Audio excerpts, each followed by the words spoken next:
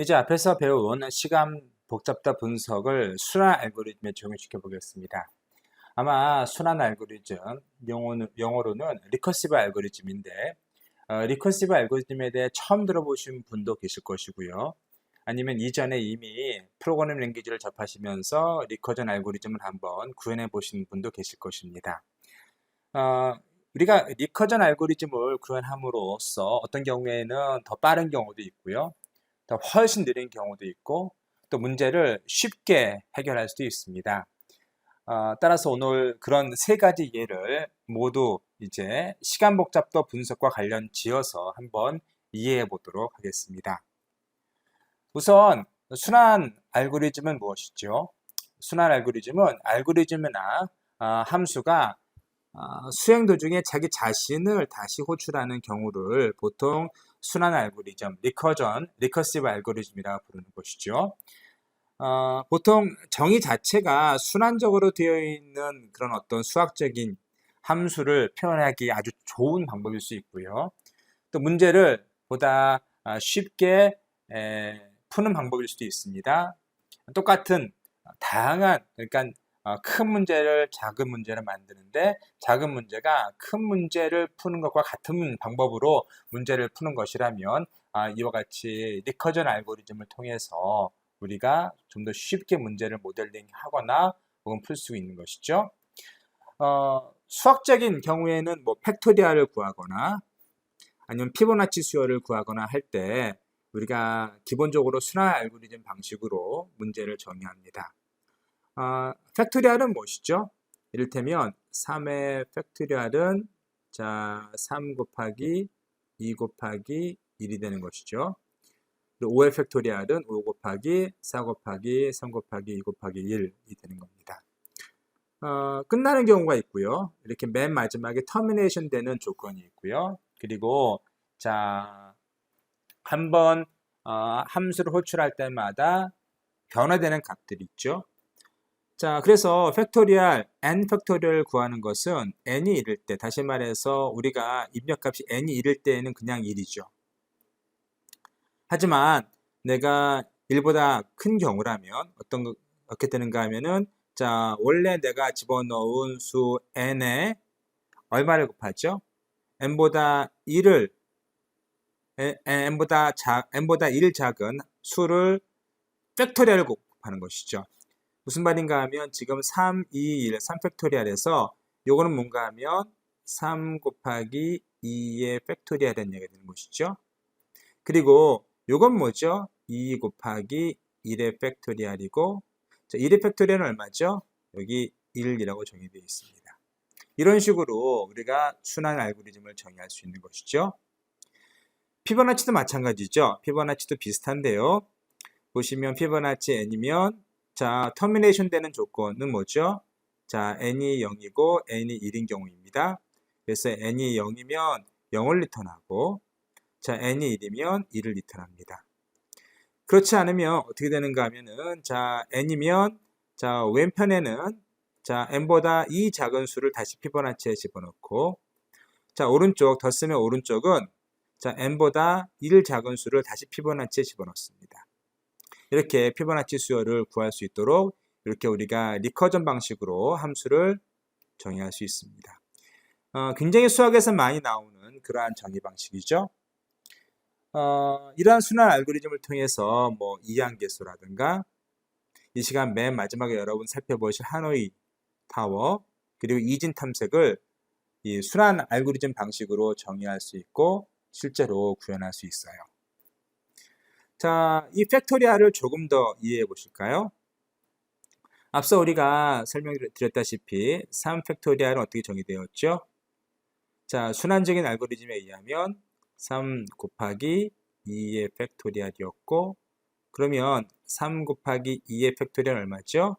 2 곱하기 1의 팩토리얼인데 1의 팩토리얼은 정의되어 있기를 보시면 1로 정의되어 있죠. 그래서 얘는 3 곱하기 2 곱하기 1 이런 식으로 우리가 순환적인 알고리즘을 통해서 팩토리얼을 구할 수 있었어요.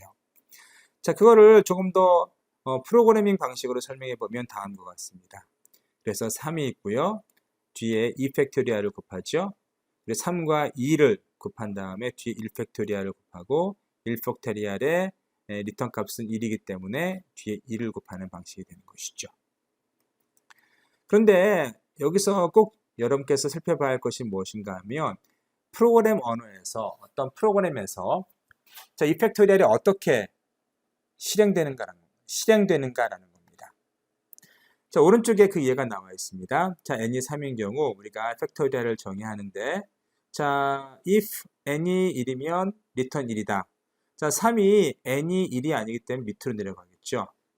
그리고 보면 return n을 하죠. n이 뭐였죠? 여기 3이 들어가는 거죠.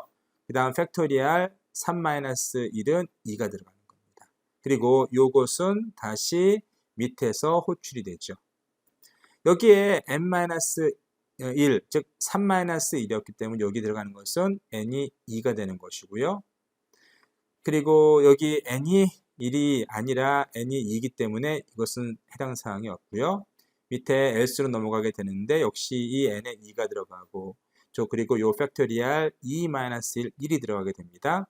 그리고 결과적으로 맨 마지막에는 이렇게 n이 1이 되고요. 이때는 뭐 하죠? 이때는 지금 n이 1인 경우이기 때문에 리턴을 1을 하는 것이죠. 지금부터가 사실은 핵심입니다. 잘 보세요. 자, 여기에 그 n이 1이기 때문에 리턴을 하죠. 그러면 위로 이렇게 올라갑니다. 그럼 여기서 나오는 것은 얼마죠?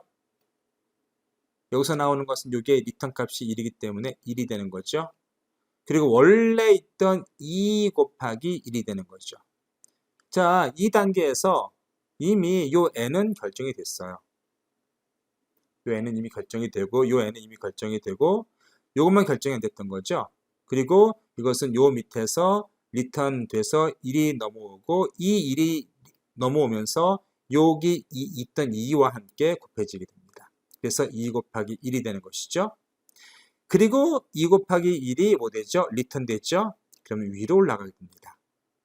2 곱하기 1은 얼마죠? 2고 여기에 2가 리턴이 되고 원래 있던 3과 합쳐져서 3 곱하기 2가 돼서 결국은 자, 맨 위에 n3인 이 팩토리얼이 리턴하는 값은 총 6이 되는 거죠.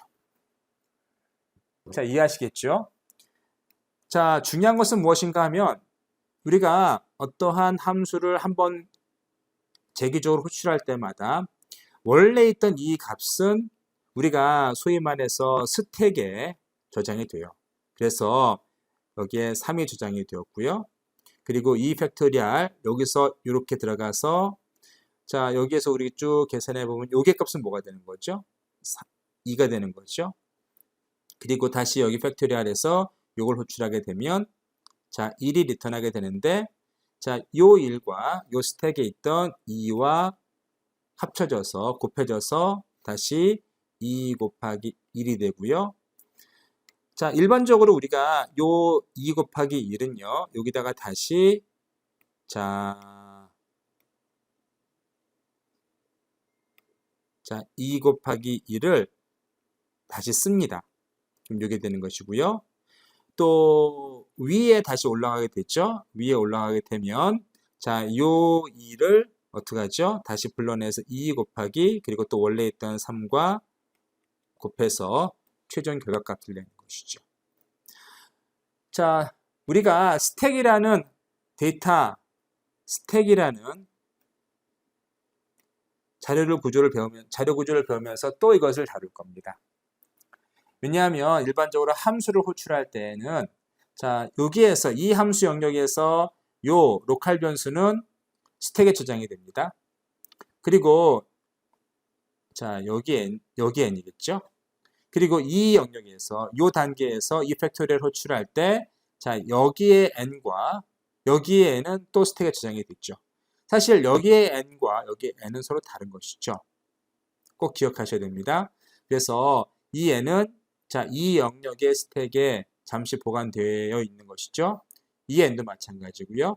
그리고 여기 영역에 들어가서 새로운 n이 만들어지면서 리턴이 되는데 자, 리턴되는 값을 자, 이 수준에서 자, 여기 있는 리턴 값을 받아서 여기에 스택에 있는 n을 뽑아서 자, 이 팩토리얼 값과 곱해지게 되고 그것을 다시 리턴해서 위에서 받는 거죠. 그리고 스택에 있던 n을 다시 꺼내서 자 얘와 곱해지는 것이죠. 그래서 결과적으로 6이 반환되는 것이죠. 자 이렇게 팩토리얼을 구하는 재규적인 함수를 예를 들어서 어떻게 함수가 호출이 되고 어떻게 팩토리얼이 순환적인 함수를 통해서 계산되는지를 살펴보았습니다.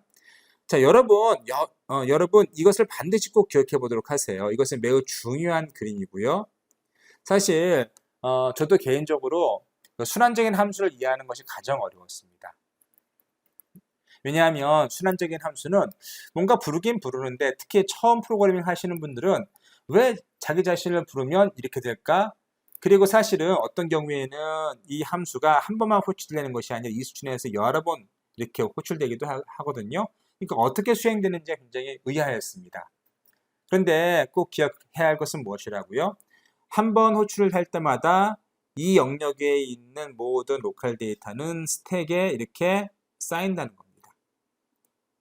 그리고 이것이 수행되고 다시 재규적으로 함수가 호출될 때 이 영역에 있는 것들은 모두 또 쌓이게 되는 것이고요.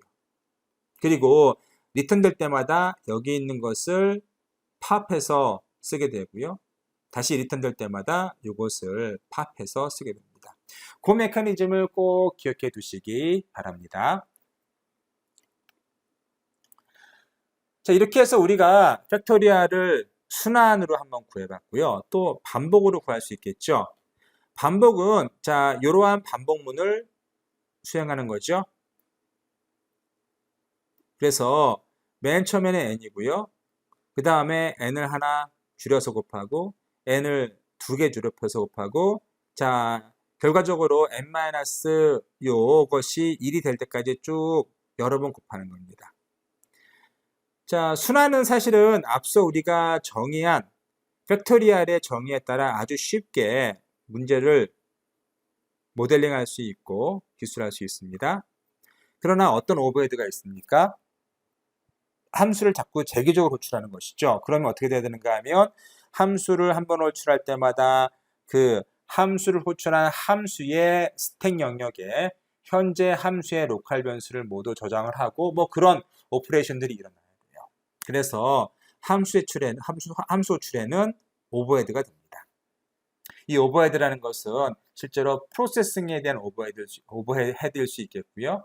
또 스택과 같은 데이터 스트럭처를 사용하는 데 있어서의 오버헤드일 수 있습니다. 반복문도 우리가 여기 보시면 n번 반복하죠. 자, n인 경우에는 n번만 곱하면 돼요. 이를테면 3이면 우리가 3 곱하기 2 곱하기 1이고 그리고 2를 우리가 리턴하기 때문에 총 우리가 3번 정도를 우리가 곱하면 되는 것이죠. 그래서 반복 같은 경우나 순환 같은 경우 모두 자 빅 O로 나타내면 n 정도의 시간 복잡들을 갖습니다. 반복을 이용한 팩토리얼은 while이나 for를 이용해서 사용하게 되는데 수행 속도가 빠르고 하지만 우리가 팩토리얼 말고 이것이 순환 문제로 만들어져 있기 때문에 순환적으로 우리가 순환 구조를 가지고 문제 자체를 정의했기 때문에 이것을 실제로 반복문으로 구하는 데에는 조금 어려울 수 있습니다. 지금은 팩토리얼이 이제 단순하기 때문에 우리가 반복문을 쉽게 구하지만 조금 복잡해지는 그런 것들은 이렇게 반복문 구조로 순환을 바꾸는 것이 이렇게 쉽지 않을 수 있습니다. 하지만 대부분의 순환은요 반복으로 바꿀 수 있고 대부분의 반복은 순환을 통해 구현될 수 있습니다. 그런데 꼭 알아야 할 것은 무엇인가 하면 반복할 때마다 사실은 똑같은 비헤이비어를 해야 된다는 것이죠. 그래서 예를 들어 팩토리얼 같은 게 어땠습니까? 팩토리얼은 자기 자신보다 하나 적은 수를 팩토리얼에 집어넣었죠. 이것들이 반복적으로 이루어져 있습니다. 근데 사실 순환 같은 건 마찬가지죠. 똑같은 일을 계속 반복하기 때문에 대부분 순환은 반복으로 혹은 반복은 순환으로 우리가 프로그램을 작성할 수 있어요. 자, 이제 조금 더 어려운 거듭제곱 계산을 해봅시다. 지금은 그냥 팩토리얼 계산을 했는데 거듭제곱을 어떻게 우리가 그 순환을 통해서 혹은 반복을 통해서 구현할 수 있는지를 살펴보고 누가 더 효율적인지를 조금 생각해 볼게요. 거듭 제곱은 무엇인가 하면 이를테면 2의 거듭 제곱, 예를 들어 내가 3번 하겠다라는 하면 뭐죠? 2 곱하기 2 곱하기 2 이런 것이죠. 그래서 2를 3번 거듭 곱한 겁니다. 그래서 이것을 거듭 제곱이라고 부르는데, 자, 우리가 2의 3승이라면 자, 3번을 2를 곱하면 되는 거죠. 처음에 1에서 2를 곱하면 자, 요 리절트와 x가 자, 요 곱셈이 3번 나오면 되는 겁니다. 처음에 리절트는 1이었겠죠. 혹은 여기 보시면 그냥 1이었습니다. 1.0이네요. 그래서 1 곱하기 x, x가 지금 뭐죠? 네, 이 2네요. 그리고 우리가 몇 번 반복한다고요? n번 반복하기 때문에 자, 곱하기는 약 3번 나오는 거죠. 그래서 기본적으로 우리가 거듭 제곱을 그 반복문을 이용해서 구하면 반복하는 횟수, 그러니까 거듭 제곱되는 이 자, 지수승에 따라서 이 시간 복잡도가 달라지는 것이죠. 이를테면 내가 2의 5승이면 5번이고 2의 6승이면 6번 이런 식으로 우리가 자, 거듭 제곱되는 그 지수에 따라서 시간의 복잡도가 늘어나죠. 자, 이제 동일한 함수를 우리가 순환 구조로 바꾸어서 이 거듭 제곱 함수를 구현해 볼까요? 자, 우리가 n에 대해서 n이 짝수인 경우와 홀수인 경우를 나누어서 우리가 구할 수 있는데요. 일반적으로 파워 함수는 그냥 x의 n승을 구하는 거라고 생각하면 되는 것이고요. 그리고 아래도 마찬가지입니다. 그리고 n이 짝수일 때는 이렇게 정의합니다. 자, 재규적인 함수 구조를 사용해서 x의 제곱에 n의 나누기 2를 집어넣는 겁니다. 그래서 여기에 결과적으로 이것이 어떻게 되는가 하면은 x의 제곱에 어떻게 되죠? 2분의 n승이 되는 거죠. 그럼 우리가 지수 법칙에 따라서 이렇게 지워져서 결국 x의 n승을 구할 수 있는 겁니다. 그래서 n이 짝수인 경우 그렇고요. 홀수인 경우는 조금 다릅니다. 홀수인 경우에는 x에다가 이렇게 파워에 x의 제곱 n-1 나누기 2를 집어넣는 겁니다. 그래서 이 부분이 x가 되는 것이고 이 부분이 n이 되는 거죠. 그래서 이거를 쭉 따라가 보시면 결과적으로 이것도 역시 xn을 구하는 거죠. 그런데 n이 짝수일 때와 그리고 n이 홀수일 때를 나누어서 계산해야 한다는 그런 알고리즘이 되겠어요. 좀 복잡해 보이죠? 앞에서 한 것보다 훨씬 복잡해 보입니다. 자, 그런데 어떤 장점이 있을까요? 이제 이것을 순환 구조로 바꾸면 자, 오른쪽처럼 바꿀 수 있고요. 오른쪽에 지금 보시는 것이 수도 코드입니다. 수도 코드죠. 그래서 보시면 자, n이 0일 때 자, 1을 리턴하고 자, n이 짝수일 때 여기에서 온 것을 그대로 사용하면 되겠습니다. 그래서 파워의 x의 제곱에 자, 2분의 자, n 나누기 2. 자, 2분의 n이 되는 것이고요. 자, n이 홀수일 때에는 자, 여기서 사용된 걸 그대로 가져오면 되겠죠. 그래서 x 곱하기 파워의 x의 제곱 자, 2분의 n-1을 이런 식으로 적어주면 되겠어요.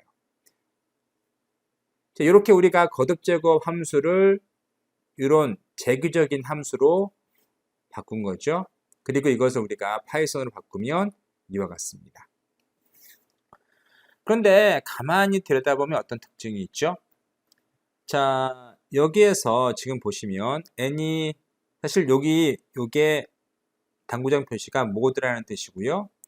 자, 나머지를 계산하는 겁니다. 나머지를 계산하는 것이고, 그래서 이를테면 3 모드 2는 얼마죠? 나머지가 자, 1.1하고 얼마겠죠? 그럼 이것이 나머지가 1이겠죠? 그리고 2 모드 2는 나머지가 얼마죠? 0이죠? 네, 그래서 나머지가 0인 경우, 다시 말해서 2로 나누어 떨어지는 경우, 다시 말해서 짝수만 이렇게 계산하겠다는 것이고요. 그렇지 않으면 우리가 홀수처럼 취급해서 이렇게 적용하겠다는 겁니다.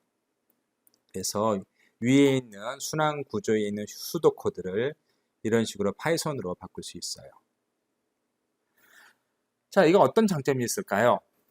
보면 자, 여기 n이 있고 여기에 n이 반으로 줄어들죠? 또 여기도 역시 거의 반으로 줄어듭니다.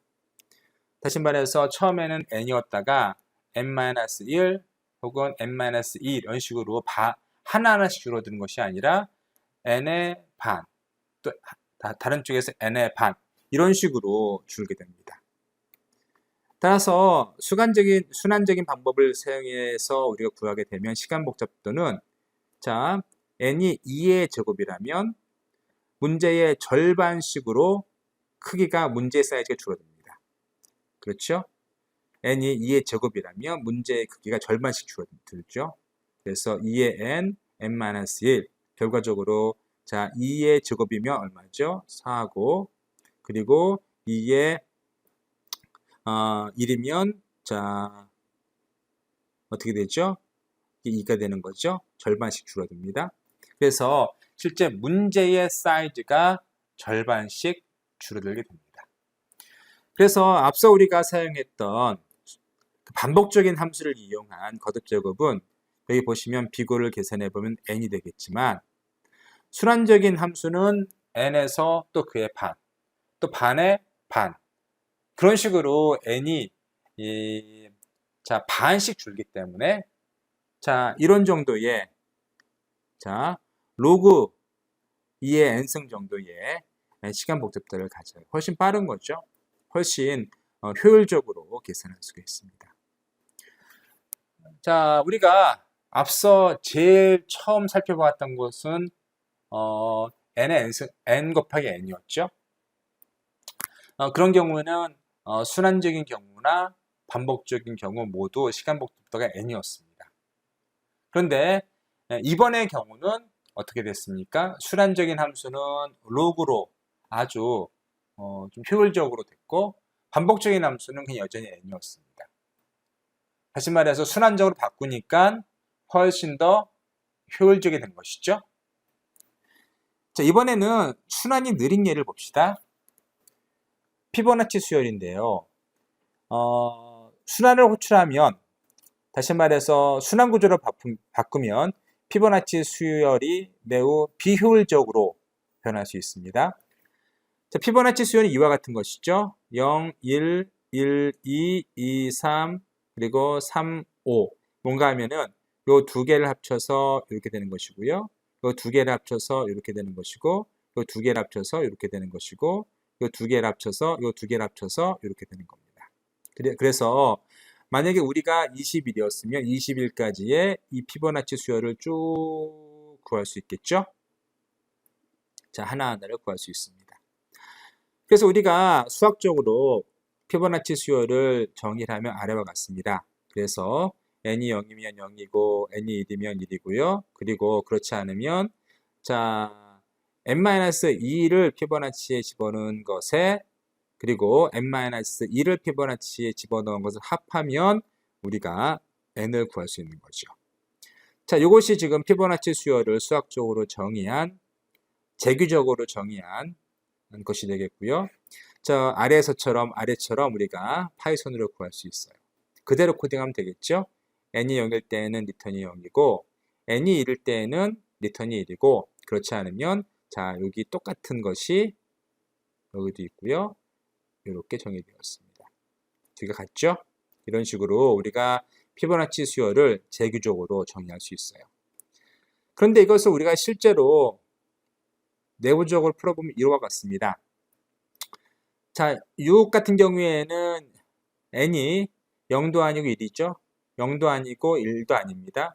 그래서 결과적으로는 자, 첫 번째 피보나치 4와 피보나치 5를 더하게 되고 4는 2와 3을 더하게 되겠죠. 또 여기 보시면 0과 1을 더하게 되겠고 여기서는 1과 2를 더하게 됩니다. 자, 이런 식으로 우리가 쭉 풀어 나가는데 흥미로운 것은요.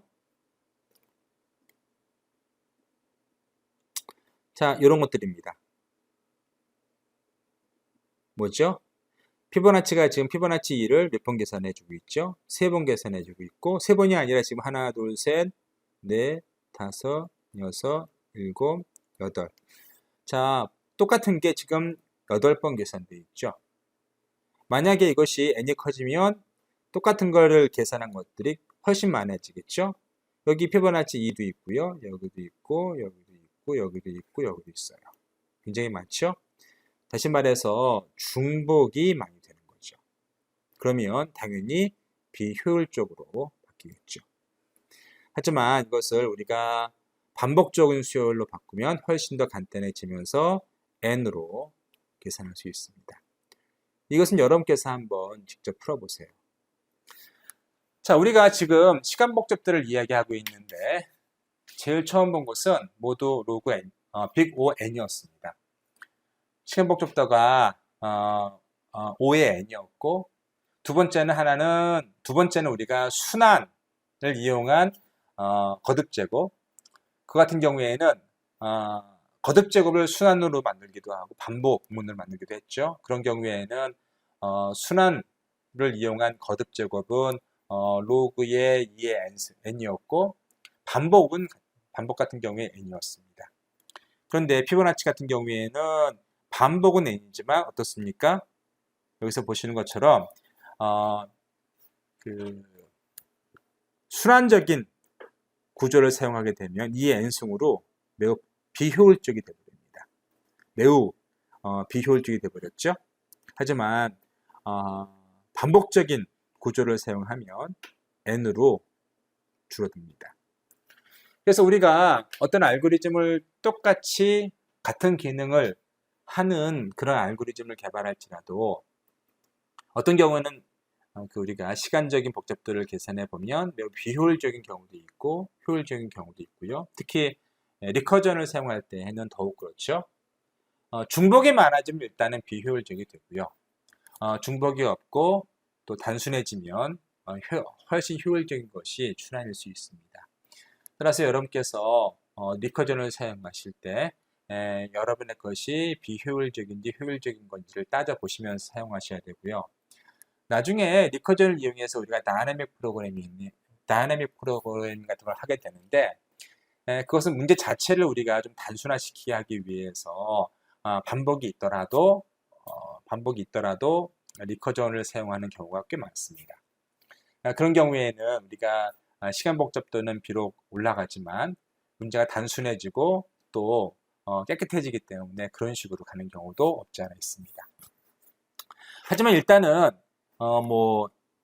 지수승으로 올라가는 그러한 시간 복잡들은 피하셔야 돼요.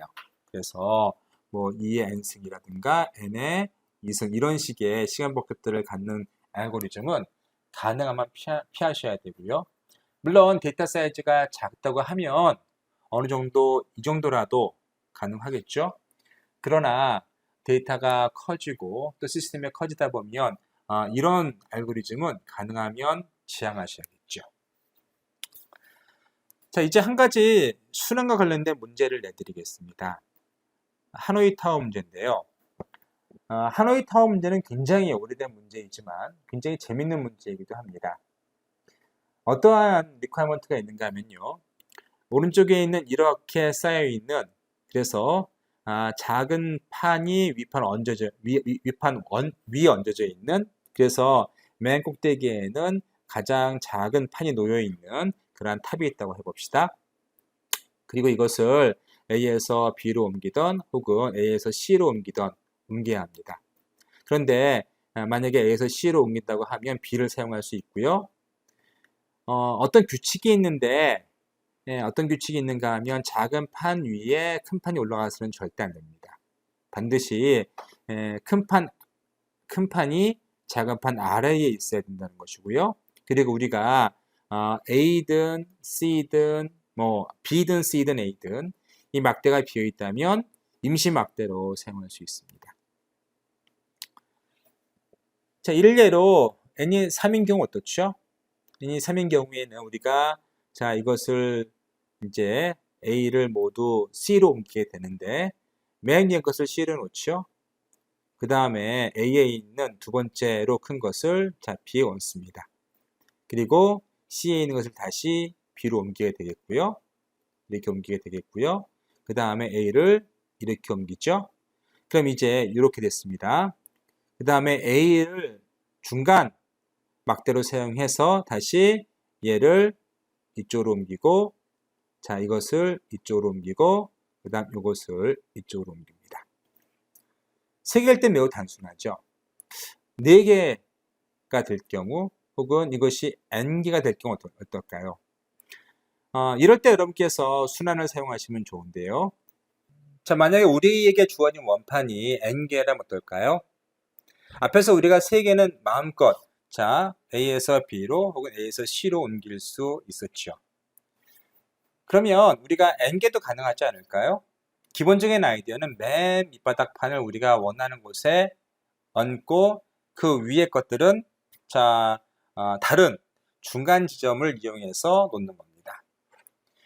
자, 만약에 자, 맨 아래의 원판을 자, 이것처럼 C에 옮겨 놓을 수 있다면, 그리고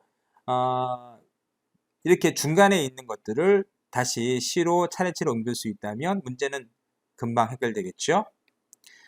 자, 우리가 앞서 3개는 쉽게 만들었습니다. 그러면 자, 4번째 있는 것을 B로 옮기는 것은 쉽죠. 왜냐하면 3개를 C로 일단 다 옮겨 놓은 다음에 자, 4번째 것을 한쪽에 놓으면 되는 거니까요.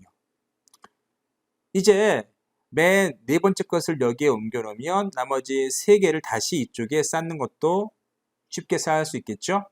왜냐하면 앞에서 우리가 배운 그 알고리즘에 따라서 그렇게 할 수 있습니다. 그 다음에 뭐 하면 되겠죠? 맨 아래 판을 자, C로 옮길 수 있을 겁니다. 그 다음에 어떻게 하죠? 다시 우리가 3개로 옮기는 것처럼 자, 이 3개를 자, B, C나 A를 이용해서 자, 한쪽에 모을 수 있습니다. 그래서 A에 옮긴다고 가정한 다음에 그 다음에 자, 이 4번째 것을 C로 옮기면 되겠어요. 3개만 남았죠? 3개는 앞서 우리가 3개를 옮긴 그 알고리즘에 따라서 자, C에 옮길 수 있습니다. 이렇게 단순한 경우를 축소시켜서 문제를 단순하게 만든 다음에 문제를 푸는 것을 보통 우리가 다이내믹 프로그래밍이라고 부릅니다. 그리고 자, 이 하노이 타워 같은 경우에는 순환 구조를 이용해서 문제를 풀 수 있는 가장 일반적인 경우이고요. 아주 특수한 여러분께서 흥미를 가지고 프로그램 해볼 만한 그러한 예입니다. 자, 구현은 여기 구현되어 있습니다. 여러분께서 한번 자세히 읽어보시면 이 파이썬이 어떻게 움직이는지를 이해하실 수 있는데, 우리가 다음 시간부터 파이썬을 공부할 것이기 때문에 이 시간에는 이 순환 구조로 된 파이썬을 다루진 않겠습니다. 일단 파이썬을 다 어느 정도 익히신 다음에 다시 이쪽 하노이 타워를 보시면 쉽게 이해하실 것이라고 생각합니다.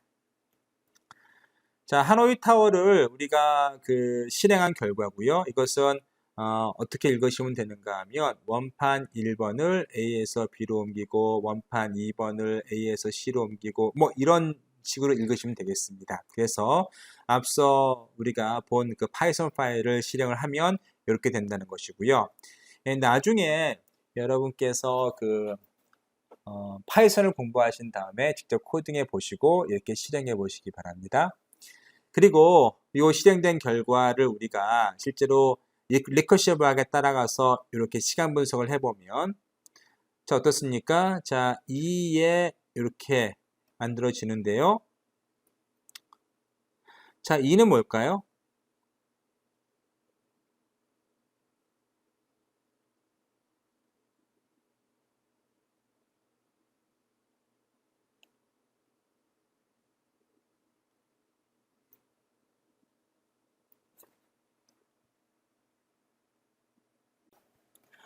앞서 우리가 본 그 파이썬 하노이 타워를 해결한 그 솔루션의 그 시간 분석을 해보면 자, 이와 같습니다.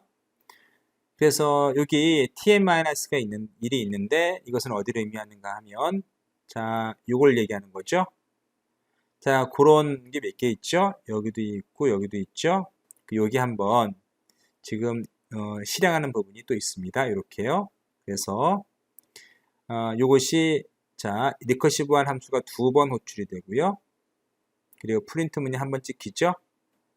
그렇게 해서 우리가 이런 식으로 풀 수 있고요. 결과적으로 이 하노이 타워 파이썬 프로그램의 시간 복잡도는 시간 분석을 해보면 이 정도의 복잡도, 2의 n승 정도의 복잡도가 나옵니다.